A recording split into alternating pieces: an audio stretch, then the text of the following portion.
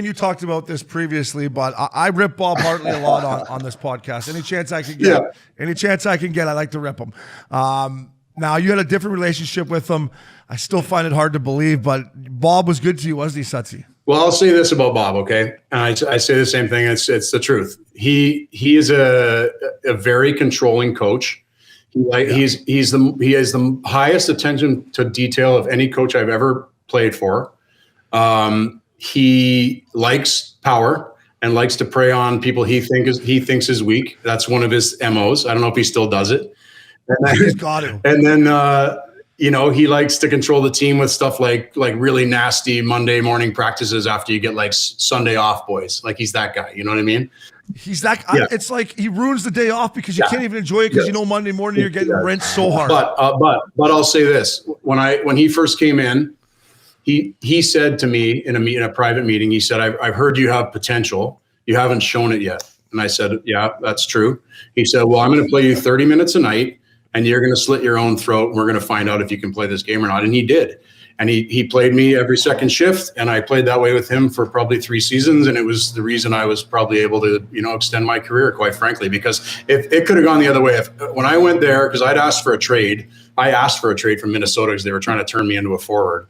So I closed that door, and then basically anywhere that you can trade me where they would like to give me a crack as a defenseman, I went in, and it didn't, it was a turning point. If he'd have come in and hated me, I was probably done. My career was probably done. So he, as much of a certain type of coach as he is, he definitely was instrumental in my career. And then towards the end, we had a couple very heated, because at that point I felt validated to be able to go back at him, and we had some pretty contentious deals. I'll tell you, he's an intense guy for sure. Yeah, he's. I mean, at the end of the day, it's a good point by you. No matter if your coach plays you as players, as ex-players, that's all we cared about, right? That's the main reason I hated him too, because he didn't play me, and he had the worst French accent, and he was a prick. I'm like, he's not playing me. He's got a French accent. He's a prick. This guy's there's nobody worse on what he perceived as bubble guys than Bob Hartley. Like bubble guys, if you're a bubble guy with Bob, you're literally a slave. Yeah. I mean, it's unbelievable. He made Sven Barchi cry one day in the dressing room. I go over to Sven. I'm like, quit crying. Don't let the guy fucking this little Swiss kid. He's in the fucking crying. I'm like, come on, Sven, don't like. So he did prey on guys, but the one thing I got Chris Kunitz on my side. He called Chris Kunitz in when Kunitz got picked up on waivers by Atlanta. He's like, you'll never be an NHLer. You'll never be a regular NHLer. You want to know what's even worse about that? He called him cuntsy. Like he literally on purpose called him that. And I was like, how are you doing? Like, how are you talking to this person like this? And then he just comes out and have just an insane career, just a nasty player that every single team in the league would want. So Sutsy, you'll love this. In Calgary, we're struggling, and the boys, I'm like, they want to go no bucket warm up, but nobody will go talk to them. And I'm in and out of the doghouse. I play 6 minutes a night when I dress, and then I'll sit out a week. I'm like, fuck it, I'll go knock on his door. I'll ask him. So I go knock on the door. And I'm like, Bob. He's like, the look on his face, like, what is this guy doing knocking on my door?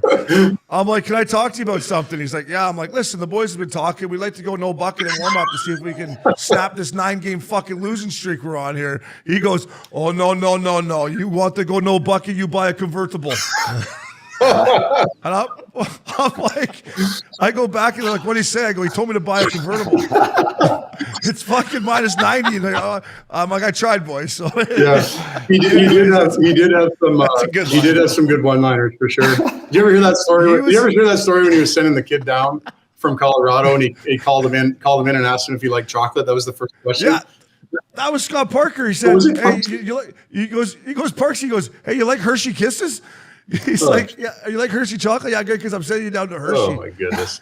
So, Sutsy, you'll love it. We're in Carolina. This was the writing on the wall here, Sutsy. So we're in Carolina, and I've got to get my thumb taped up because I jammed it. So it's me and Yuri Hoodler, and the guys in Calgary, they love to go on the ice and do the Indy 500, eh?